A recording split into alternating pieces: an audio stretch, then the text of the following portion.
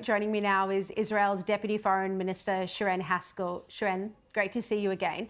I just want to get your reaction to those comments by Coldplay's Chris Martin.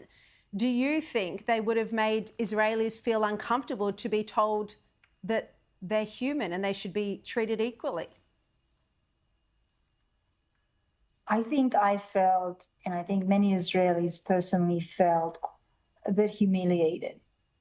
But to say so, I have to say also that since the beginning of the war, many artists in many countries we've seen in the media, many organizations in demonstrations have been dehumanizing Israelis and Jews. Look, this comment is very different to the acceptance and the embracement of Chris Martin opening act.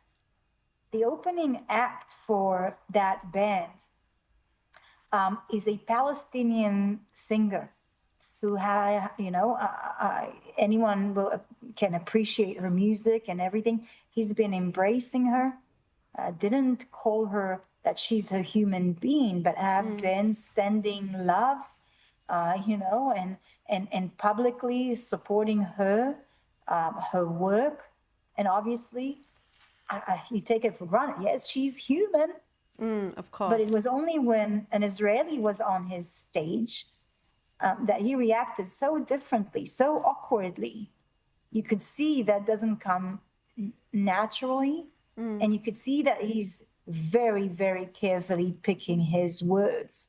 Yeah, exactly. And if you've been following them, understanding their opening acts, who he's been putting on stage, inviting, promoting, I think there's much more to it than what we've actually seen in this clip.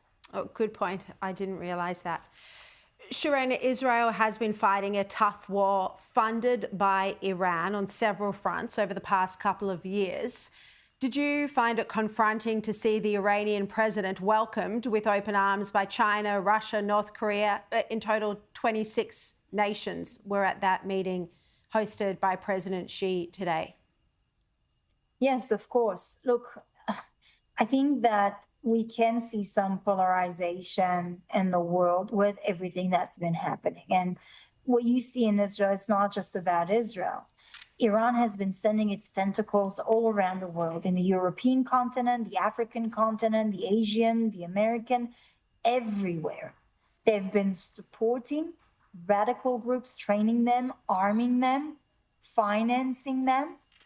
But they're not just fighting on a military front, but also an economical one, on the political influence they can push through with investments, with assistance, with bribing in many cases as well.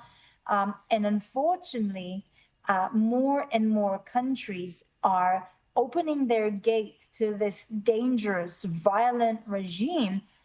And some of them don't understand, the changes that they will face in their own country by this entity radicalizing their own citizens. We see what happens in Nigeria, Somalia. You see Boko Haram, Al-Shabaab in Nigeria. 30 Christians are being murdered every single day by those radical groups who, many of them, Iran is financing, arming, and training.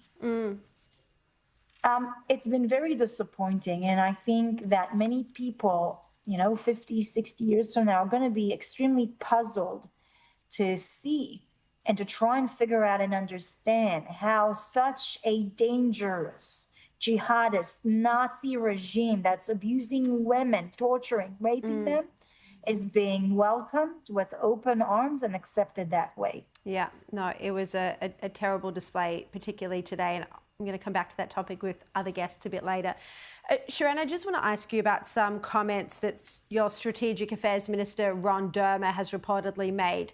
He's understood to have said that there is still a deal on the table to bring home 10 hostages. Now, Trump has previously said he doesn't want a partial hostage deal, but this is apparently what's on the table. Is this accurate? Where are these negotiations up to? Well, look, Witkoff put a proposal on the table. Matter of fact, he put 3. Each time went a few steps further towards Hamas's demands. Israel said yes to all those 3 proposals. But unfortunately, Hamas continued to refuse. And while we were negotiating, trying to see whether we can bridge the gaps from Witkoff's last proposal, all these declarations and the backing of leaders and the European Union, the discussion there, when they were backing Hamas by discussions and declarations about Palestinians, gave Hamas, a strong understanding that the longer they prolong this war, the more they will be rewarded. But right now, just because we don't have much time, just right now, is the hostage deal still on the table? Could we see 10 hostages home? Look, I'm being very cautious because everything that I say can really shake those families who have been longing their loved one for almost 2 years. That proposal of Witkoff, if